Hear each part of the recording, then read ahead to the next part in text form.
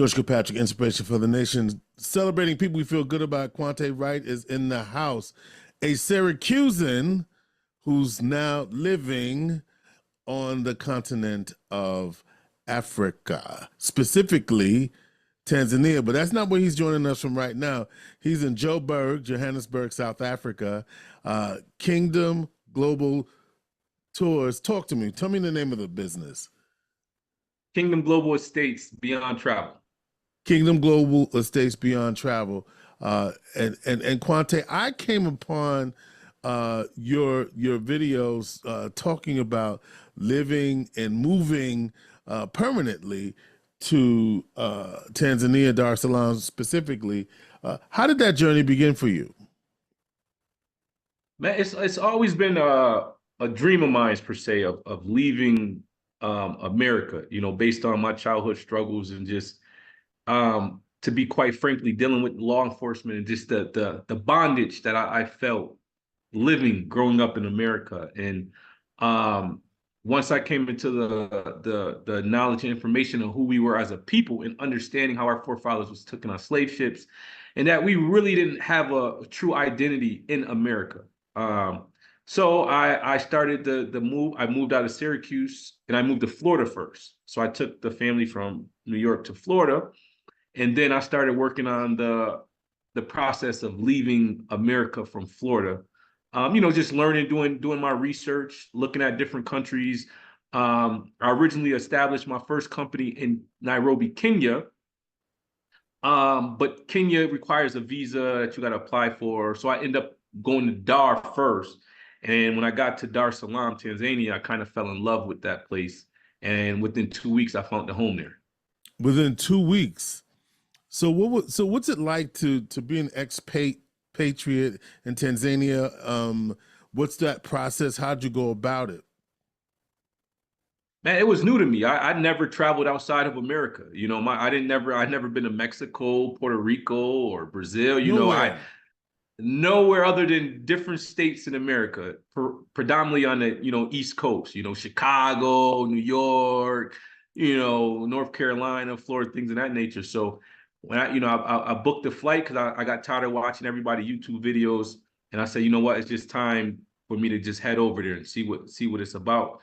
So my older sister ended up coming with me, and we flew into Dar. We got our visas on arrival.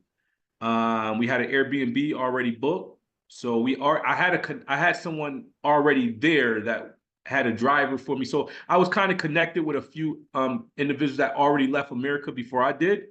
So once I got there, man, it was really extremely hot. Dar es Salaam is a tropical city. But it was beautiful, man. It was beautiful to finally touch down on the continent, and see the people in a different world from what I'm accustomed to in America. Totally different world. What were the adjustments you had to make, Quante, over when going to Tanzania as opposed to being here? Some of the adjustments, a lot of at first the American mindset you gotta leave it back home. For one, when we talk about Black people time, it originates from Africa. It's a whole different time. Like they just an example would be like you have a meeting at 1:00 p.m. and you will be there waiting like how we're accustomed to, and then 2:00 come and you still don't hear, but this person say, no, I'm coming. Next thing you know, it's 6 p.m. and then he's talking about, well, let's do it tomorrow. Yeah. So that's one of the adjustments to understanding that when someone says their coming might not be today. That might be tomorrow. The couch may be delivered later on this week, but they're coming, What else? Man, the infrastructure, you had to adjust. Dar infrastructure is not, dirt roads. That was a big adjustment. We complain about potholes in Syracuse. Man, I appreciated the roads in Syracuse compared to what the experience in Dar, because they're craters. Like your car, you like this the whole time you're in the car. So you, I guess, and I just learned this, Quante. They call it the African massage. Is that have you heard this term? Have you I heard? haven't heard it, but that is a good term for it, like a So massage chair. I have so this summer my first visit overseas was to Accra, Ghana. That was my first visit. We literally just came back, so I can understand and relate to, you know, the roads, especially, right, infrastructure, right. And on one hand, you're on a paved road, and next thing you know, you're on the dirt road with the craters, right, and you're it's interesting, right, because people just adjust to it. Like, okay, now we're on this road, so we're just gonna do the whole bumpity bump bump bumpity bump bump bump bumpity bump bump, and then we'll get to where we have to go. And people seem to be okay with that. And so, what are you trying to do? With your business, Kingdom Global Travel Estates. So Kingdom Global, so the business, no, the name Kingdom Global Estates Beyond Travel. So it's a travel agency, but we take you beyond travel. Mm-hmm. And once you get over here to the continent, we explore different investment opportunities for you. So you can have a great vacation. You get to see the land of Africa, explore different regions. But when it's all said and done, um, you can come over here and find a way to make some money, build some generational wealth, buy some land. So the Kingdom Global Estates is focused on real estate. I'm a real estate investor. I started back in 2016 in Syracuse when I purchased my first home, and I continued to buy homes, and I branched off in Florida, and then now I'm here on the continent. That's why I'm actually in South Africa now, because I'm actually in my first Airbnb. I'm here getting this set up before I head back to Dar, in which I got a family coming to visit me sometime next month. So I'm gonna, get everything situated back in Dar with them. So yeah, that's typically what the company is, and I felt the need for, because I launched this company when I got to Dar, because so many people were in my inbox, like they would see my videos, they was inspired. The fact that I just not visiting Africa, but they, like, 1 week, 2 weeks went by, a month, they called me like, yo, bro, how long you staying over? I said, man, I live here now. And they were inspired. And then people say, I want to come, I want to come. So I said, okay, there's a market, it's a demand. So let me create a company where I can assist you on your travel needs. Right. So Kingdom Global Estates Beyond Travel. So what is about impact on your family? You have children, you're married. What's the impact on your family? Are they as excited as you are? Initially, yes. Initially, it was quite a different challenge when, for the family. My son, who is 9 now, he kind of loved it. He got adjusted to it. Went out into the neighborhood, made some friends.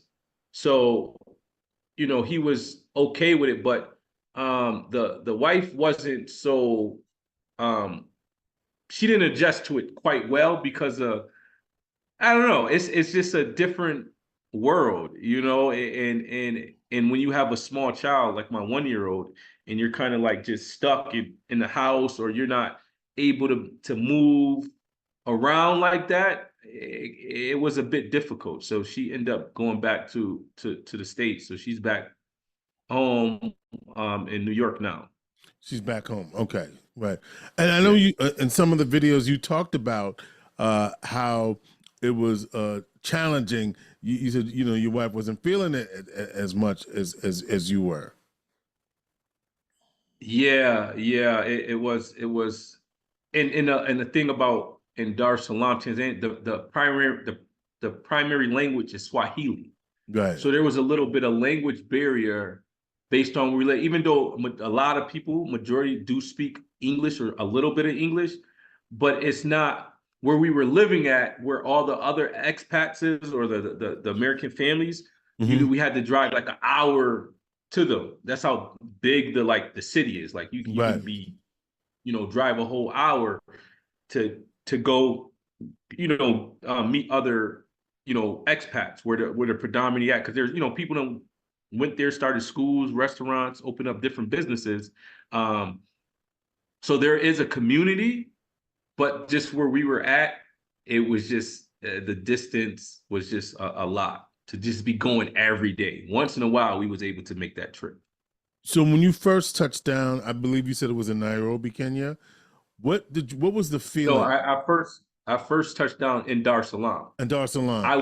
I thought I was gonna make it to Nairobi, Kenya. I registered my business there. I did just go to I stopped in Nairobi before I came here, but I love Dar for it's so peaceful, bro. Like I never been around a bunch of black folks.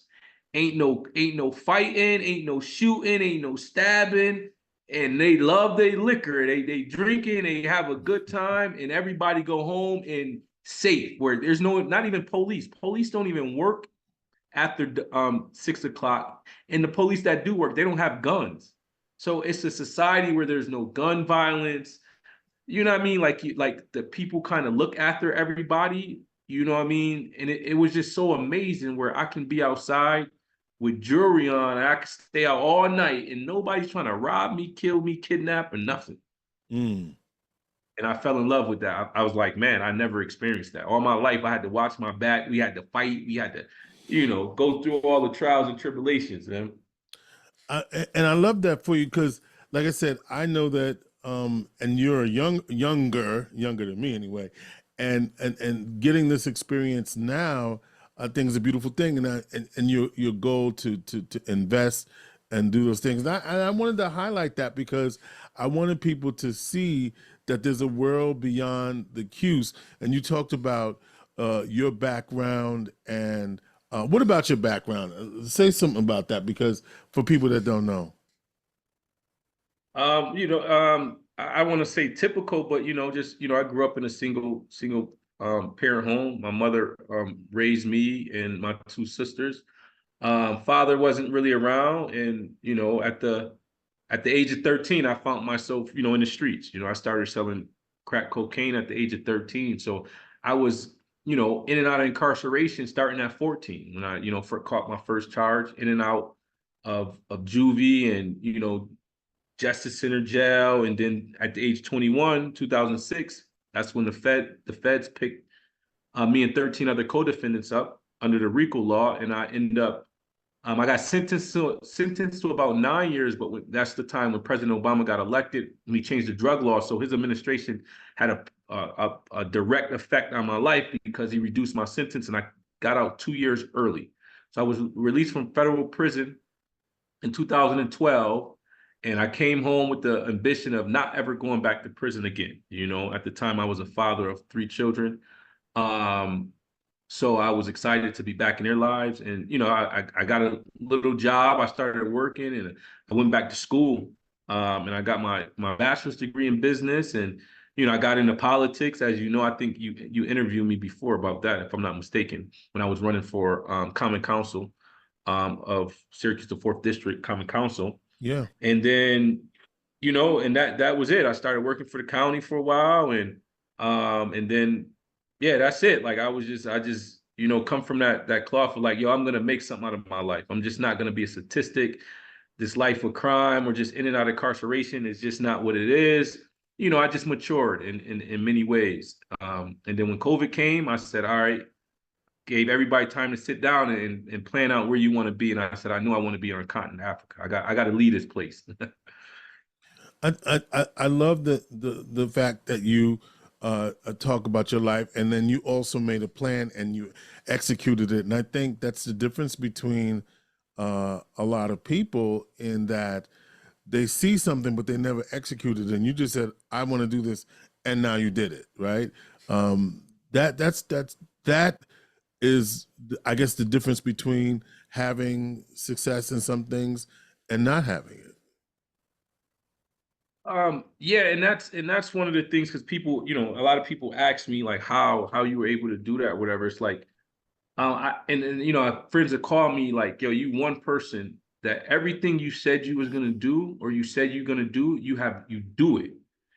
And I've been like that in my life. Like I don't just talk. So a lot of people thought I was just talking about Africa. Like I tell my mom, my family, like, yeah, I'm moving to Africa. I'm going to do it. People talk, all right, whatever. Then when they see me on that plane, they see me, posting videos, and they're like, hey, when you coming back?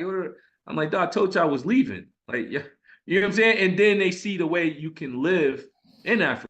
It's not like, you know what I mean, huts and things like I got a what is it? 5-bedroom house, 7-bathroom house with 2 kitchens in Dar es Salaam. Better than any house I've owned in America.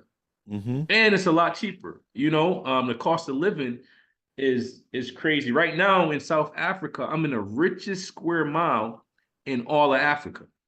I want you to let that sink in.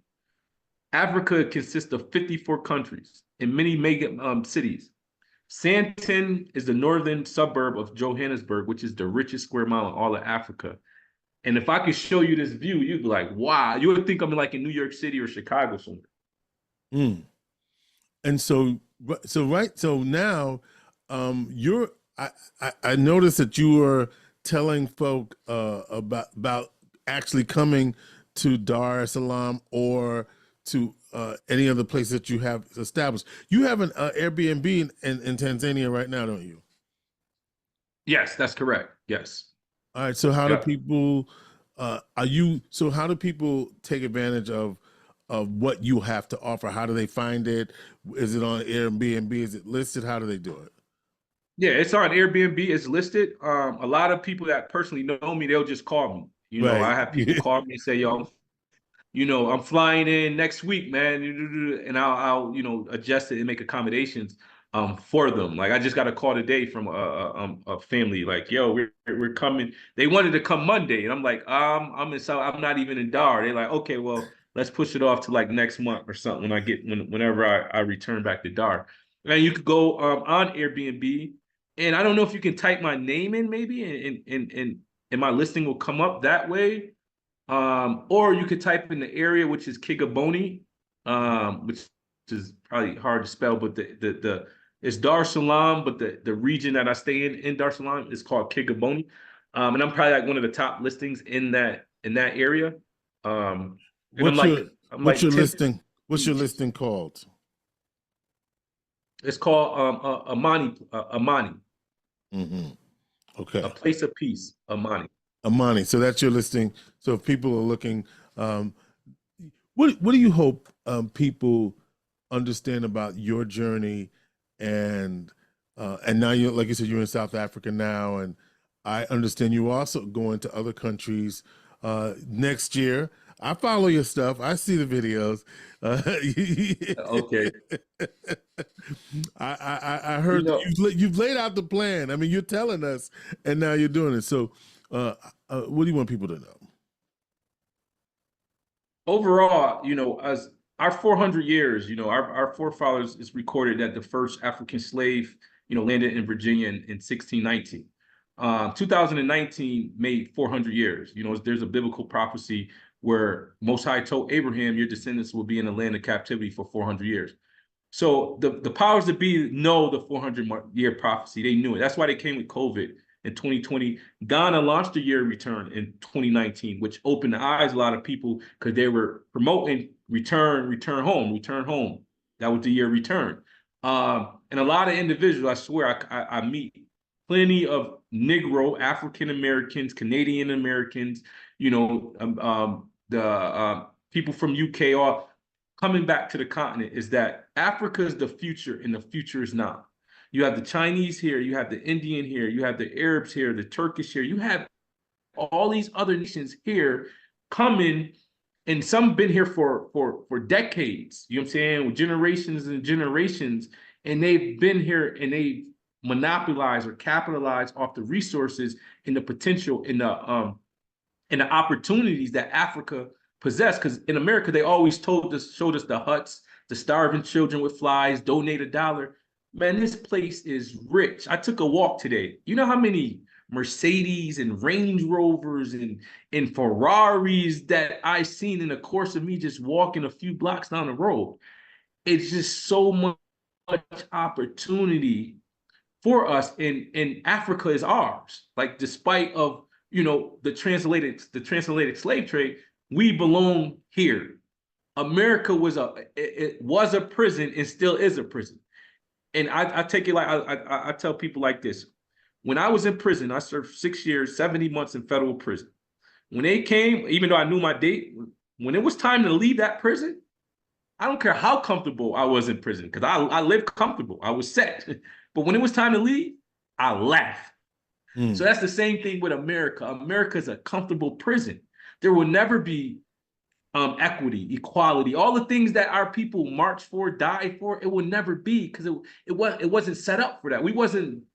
Our forefathers wasn't brought over there to be equal with them. No, we were going through our tribulation based on our disobedience.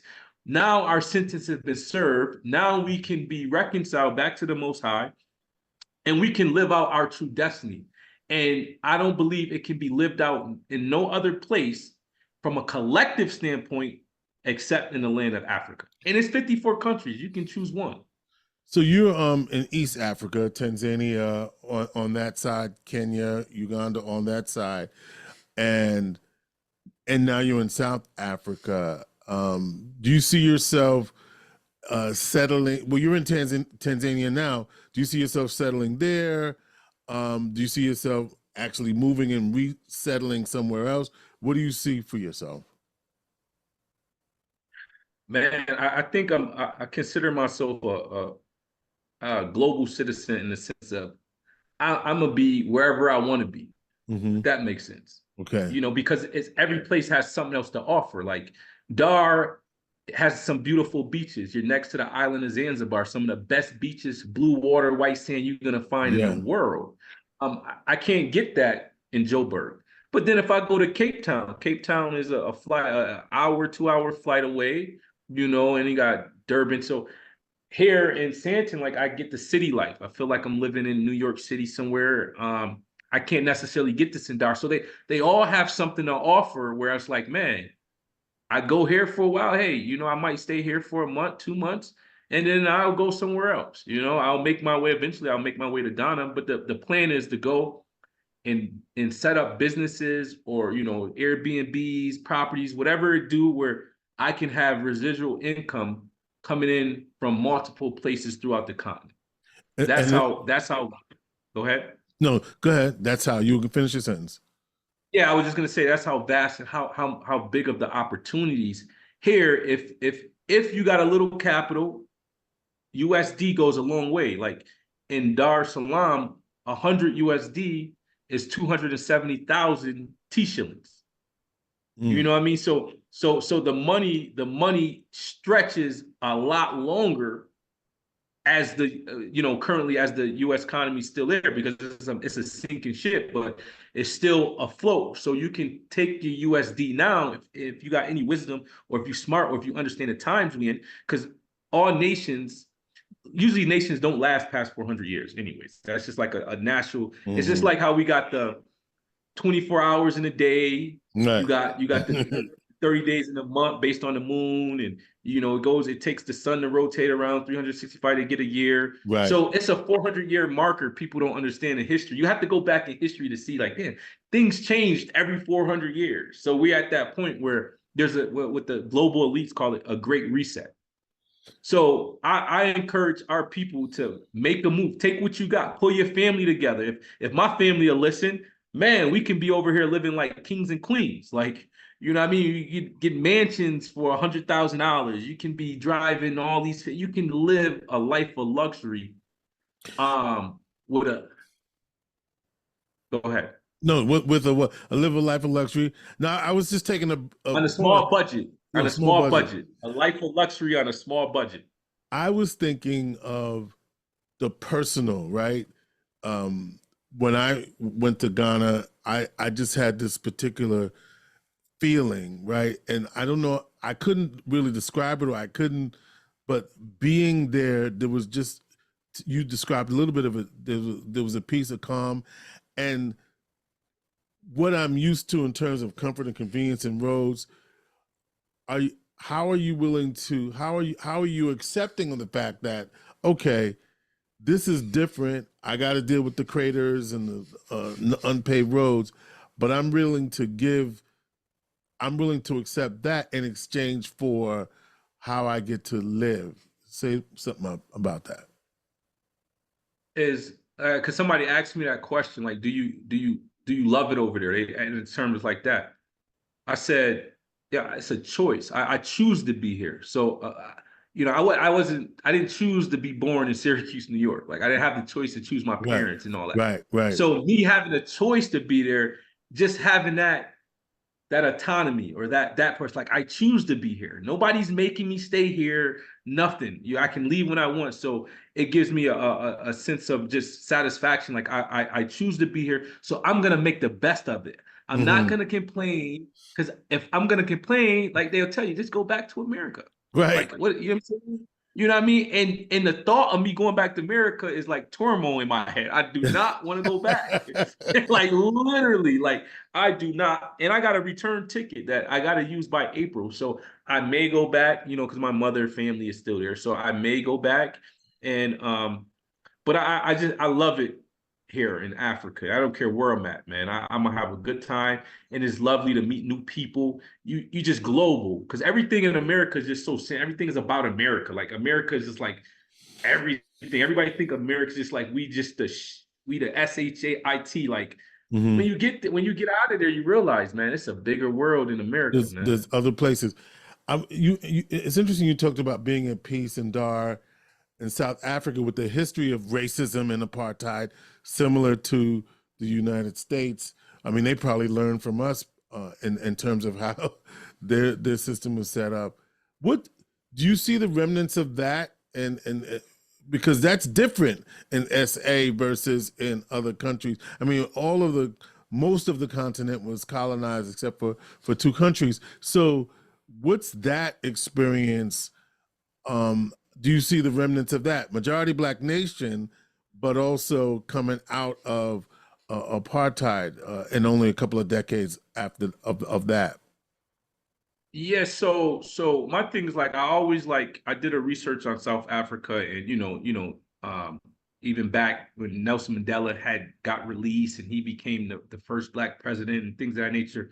So I was kind of familiar with South Africa and I didn't really care to come here, but I had friends here that's like yo come. But I'm like I want to have an African experience. Like it's so much like America in a sense. That's what my perception of it. Right. Man, but coming here, it changed my whole thought process. Like, this place is beautiful. So I'm not gonna let no outsider dictate. I'm on a kind of Africa. At the end of the day, we know who belongs here and who don't. You know what I'm saying? At the end of the day, right? So you could see the remnants because there's definitely more white folks here than like you say a Dar es Salaam, and they have business. They control a lot of the wealth, the unseen hand. You can't really see it because you go to these stores, there's people that look like us that's working, but the owners are obviously them in a sense. Um, but far as adaptability, the transition here in South Africa will be a piece of cake to any American. Right. It, it, It's it'll be a, it'll be probably the easiest because of what they've got there.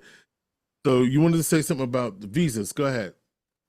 Yeah, so the visa process, is not a walk in the park. And that's the thing about, if the Most High afford me the opportunity to speak with the leaders and the presidents and different things of that nature, where they need to loosen up on the visas for the diaspora, those that were, descendants of those that was taken for the continent, because it can get frustrating where you got to leave a city or country every 90 days or every 6 months when your visa expires. So, and that's part of me bouncing around because I move around. So in my visa, it's like I just go to another spot, which gives me the opportunity to experience that place.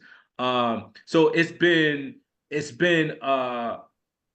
I wouldn't say a headache or let me say challenge for a lot of us that are relocating, but it's being done. I've met people that have been here for 4 years, 5 years, 10 years, so it's possible, but it's not just a walk in the park.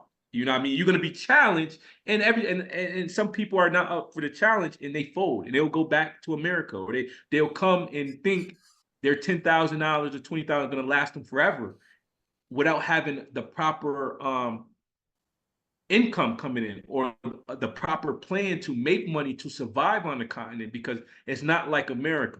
Like in America, money's just everywhere. It just seems like you just walk outside and say the right thing, bump into the right people, you can make the right money. But here, it's not like that. So those are two different things people should be aware if they're looking to transition is how are you going to survive? How is you going to support yourself and your family if you have a family?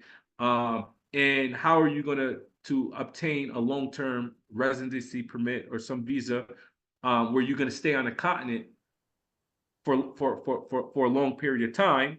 And one of the ways is just come and establishing a business, and then under your business, you get a work permit and you get a residency permit. Or another thing, maybe you're a college student, or you go back to school and you come over here and you go to school for whatever you want to become, and then you can get the educational permit where what allows you to go to school. So there's ways, and then another thing on the continent is you pay to play here, man. That's I like it like that. Hey, you know what I mean? You pay to play here, man. You know, that's just the nature of it. You can't change it. And actually it works out. You know what I mean? It's definitely an expectation. We experienced that traveling at night, traffic stops, you know. You know what I'm talking about then. You know what I'm talking about, man. You just buy the man some lunch, man, and then go on about your business, man. Listen, And, you know what I mean? you got have your tip money ready. Okay. That have it ready, man. Have it ready, and your life will be a lot smoother. And they'll respect when they see you next time. You get the hey, how you doing, brother? Yeah. This is good. Just something more, a little bit about the money, real quick. You said that because that is a real issue, right? How do you sustain and maintain supporting yourself when you're there? So you got to really start with a sort of a. What would you say you need to start with to before you can get established and finding work or being able to maintain your lifestyle? For one, you don't come to Africa looking for a job unless you are highly qualified, like doctor, nurse, school teacher. You know, you got a highly certified background. Then okay, you're gonna be someone will be quick to hire you, but the pay won't be much.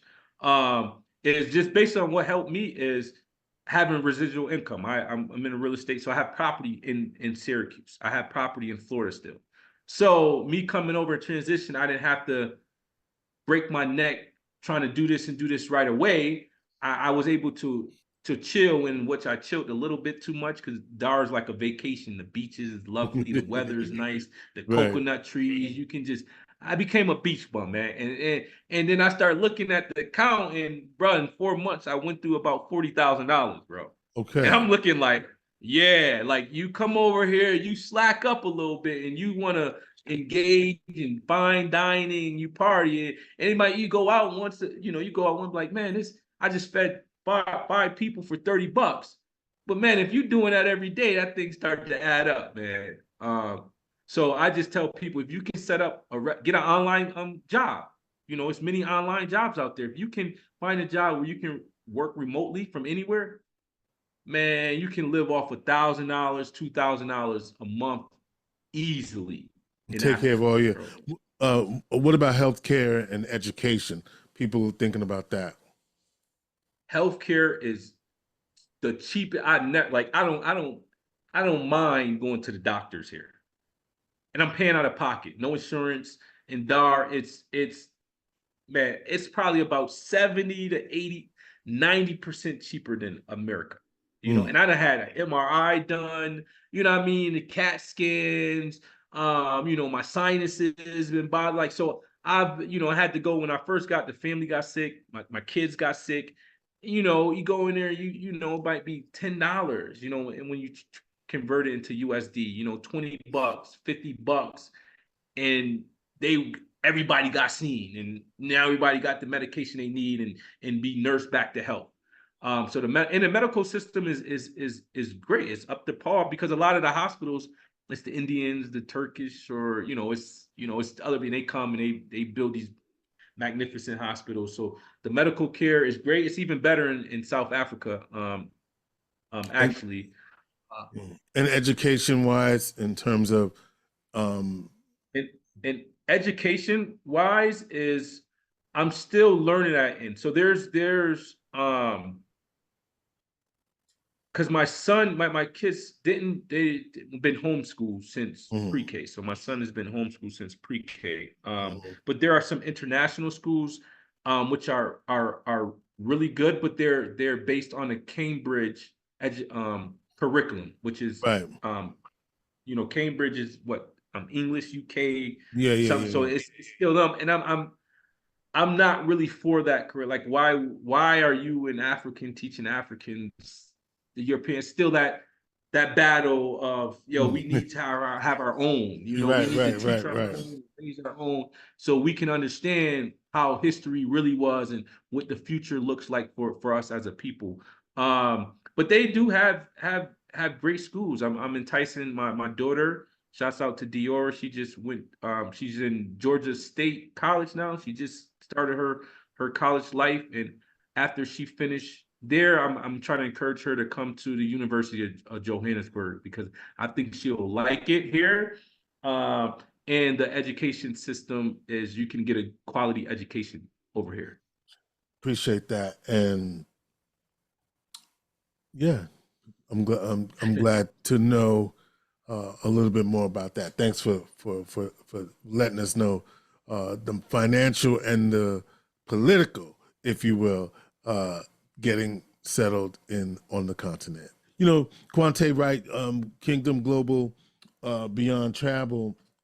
I wanted to talk to you mostly because I see you as a regular guy doing the things, right? And communicating it in that way, in a very accessible way. What you're basically saying to people, it's possible for you to do what I'm doing. And I think the invitation, because I was excited because having just been for the first time in my life at this stage of my life to the motherland and the spiritual transformative experience that was for me. I don't have my I got my name changed while I was over there, Quante. I do have a Yeah, new name. I have a new name. I usually have my thing on my name. My new name, Yautekwe, is my new name. That and I was yes, Yautekwe. And so I definitely see my wife and I, we were saying to ourselves, where do we want to go next?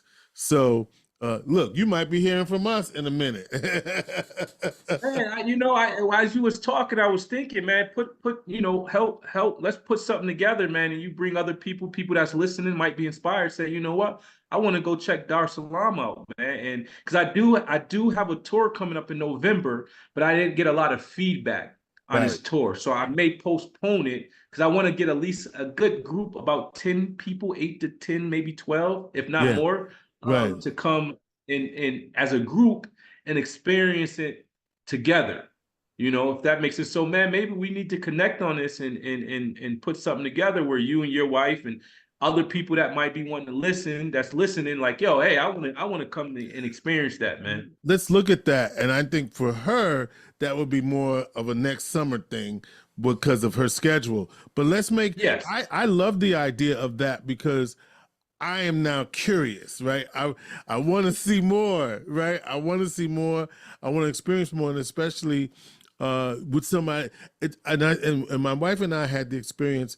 David Eche, Naya Desor, the drummer, Syracuse, does a lot of African drumming. Anyway, that's who we went with, and because he knew the country or knew the community, the city of Accra, it made it so much easier for us to navigate everything, right? Yes. Including and I know you may have this experience as well, when you're shopping, tourist price, local price. Oh, yes. Yes. Right, Yes. tourist price, Yes. local price. So we had, we were able to also, I had stuff made and bought fabrics and all that stuff. And so I'm definitely open to this idea and this possibility.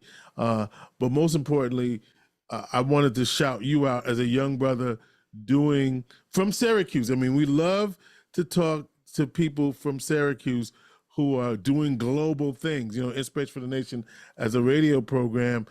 We had our first. I had a chance to speak to some young people to a school. It was it literally was last minute. One of the guy called me up and said, "Hey, can you speak to this graduating class of middle schoolers?"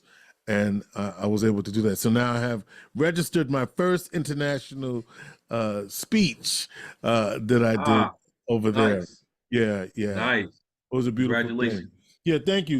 And it was certainly something that I had to do at the last minute. But I do think, Quante, that you're showing us that the possibilities exist globally, and we certainly want to shout you out and keep sharing, what you're doing, because I think it's a good thing what you're doing. And I want to add before we head out is that I launched an investment club, which is Africa's International Global Investment Club, AGIC, and anybody's welcome to join. It's an opportunity where you can get together with a group of like-minded people and look for lucrative investments, whether it's short-term, long-term investments. We got some great men on the table that's connected globally, from the Middle East to Africa to America. So it's bringing a collective like mind of strong individuals. And I can tell within the next 3 to 5 years, man, we're gonna have a lot of stake and have a lot of hand in with the redevelopment and the building of Africa. Because it's a lot of untapped land. The potential is endless, man. And to what you said earlier, you talked about the different other nationalities, Chinese, Middle Eastern, coming in to invest, especially China. I mean, if you look at what's happening, that's a serious issue for a lot of the brothers on the continent, because they're the ones China as a country, putting a lot of investment into to Africa, and that can be good or bad depending upon how you look at that. But the point you're making is African Americans, Black folk, can also collectively begin to build and invest and things of that nature. That's what you're getting at. What I'm saying exactly, and to sum it up, is that just the African American alone has a GDP of $1 trillion and $2 trillion annually. The money that flows through our hand. So imagine if we can get a percentage of that to come through collectively. Yeah. We can do what these other nations are doing. We're a nation within ourselves, but we have to understand we're not Americans the way that we've been trained with the integration part. Segregation was always better because it allows us to keep us our identity and who we are. But when you assimilate, and where it's only 40 million versus 300 million, that 40 million is going to be wiped out in a sense. It's not going to have. I don't agree with that piece of what you're saying, but I understand what you're saying, because with that came dehumanization, lack of validation as an individual. I know what I'm hearing you say. I just got to disagree with that. That's just me. What I'm hearing you say is that sense of community and collectiveness of doing for self and supporting our own businesses and things of that nature lost in that piece. And that's the piece that's missing. I don't agree with the idea of that segregation piece, because with that came dehumanization and what do you call that? Violence and trauma to uphold that system. So that's why I don't agree with that piece. But what I do agree with is the lack of the cohesion around supporting our own businesses. And that is something that we have to get better at, because other communities are unabashed about their support for one another. There was a guy who was in Syracuse, God bless his soul, George Kilpatrick. He used to take me around to different people, and every person he talked me to was Greek, right? About upholding their community support. We collectively. So that I just wanted to That's I just have to say that. We may not agree on that, Yes. but I just wanted to say that. No, it's okay. It's okay to disagree, and it's just all about understanding. When you Right. can understand what an individual is actually saying, Yes. and then do the research on, like, to look beyond your initial thought of it and say, Right. "Damn, man, what if it would have stayed this way? What would the outcome? Like, how would Black Wall Street would have been today? Like these type Right. of things that existed prior to, because I can speak on this because I live amongst a community of people where everybody is the same. Right. So Right. the Right. cohesiveness is like, whoa. Right. It's amazing where if you, I don't care where you, if they stop and say, yo, how to get directions here, man, people are going to stop. They're going to take their time. They're going to stop what they're doing to assist you. Because I'm like, yo, I've never been in an environment where they just one people. And One people. And the support of elders and the family structure and things of that nature. It's a beautiful thing. All right, so how do people, if they want to connect with you, Quante, how do they do that? They can, Facebook, which is Quante Hakwadesh. I don't know if you can share that, Yes, but we will. And it's so personal with me. I'll give you my WhatsApp number. I have no problem with people reaching me on WhatsApp. What's that number? That number is 1315 395 2318. All right, so on WhatsApp, folks, take the number down. Make sure you download WhatsApp first. 395-2318. No matter where you are in the world, 1-315-395-2318 on WhatsApp. Make sure you do use the WhatsApp, or else you're gonna have all kind of crazy charges. Quante Wright, Kingdom Global Estates, Beyond Travel, Dar es Salaam, living there, but you're in South Africa now. And brother, just keep doing the good work, and then be an example for people to be able to turn their lives around. I got to ask you this on the last question. You've heard, I'm sure, about the violence that's happening in your hometown with younger and younger people, 13, 15. What are you hearing? What are you hearing, and what are your thoughts about what is going to change that? Man, to be honest, man, I came to the conclusion, because I was in a fight, man. I was in the fight. I was a people's champion. Like I thought I could get in and I can run for office, get elected, and make a big difference. But I come to realize this fight is much bigger than what I realized it was. And everybody, this is my solution. My solution was, let me leave. And then those that are willing to leave with me, like my children, they'll at least have a door, a window, an opportunity to say, you know what, I can cross over because my father over there, my uncle over there, my cousin over there, or a friend over there, or just somebody I know is over there. So, you know what I mean? The route of, OGs against violence, it's all the initiatives.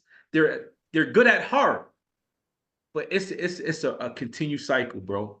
Because it's not with the identity. We like, it's the cycle. It's so deep, bro. The only solution I could say is, if I had the money, I'll buy the ships, I'll buy the airplanes, and I'll get as many people that want to leave out of there, bro. All right, Quante Marcus Garvey right up in here.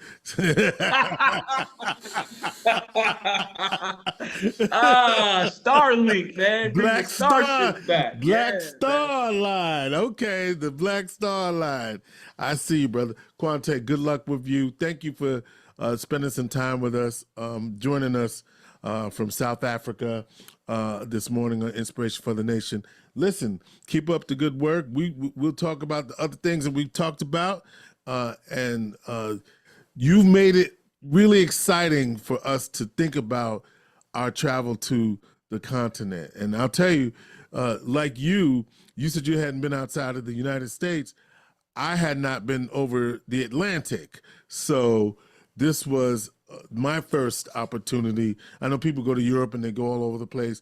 It was my first even crossing the Atlantic. So I can relate to what you said was your first experience But now you're a global traveler, so keep up the good work. I heard Rwanda was some place to check out if you haven't yet. I heard that's what Yeah, I yeah, heard. that's on the menu. Rwanda, Ghana. I'm gonna get to Ghana eventually. Yes, It's just so many, man. Zimbabwe, it's just so much. It's like you like a kid again, and you in a big playground. Like, yes, yo, I can, like in South Africa, I'm gonna walk with the lions. So you're gonna see a video soon of me walking with lions, bro. Like, nice. you know what I mean? Like, yeah. It's all good. And you'll find, and like you said, you'll find certainly a lot of expats in South Africa. We know that for a fact. Yeah, there's a lot there as well. All right, Quante Wright. Again, the phone number you can call him 315-395. Wait, yeah, 2318. I remembered that. There you go. 318. Hit WhatsApp. Remember, that's the WhatsApp WhatsApp, number. on So, WhatsApp. That's the and, WhatsApp and number. And Yeah. if you send me a message, just let me know you heard the interview on Inspiration for a Nation. And if you got any questions, I do consultations with people, and whatever I can help, I'm just a resource. Whatever I can do to help situate individuals or families or groups of individuals, I'm an open book. I'm here. I'm here for the people, man. He gonna look. He gonna get the ships ready, bro. Get the ships ready. He's on his. I got to get that money, man. I tell you, I get that right amount of money. The regular people, the ships is coming, They man. coming. The ships is coming, man. All right, George Kilpatrick, Inspiration for the Nation. Keep up the good work. People we feel good about. All right, brother. Thanks, man.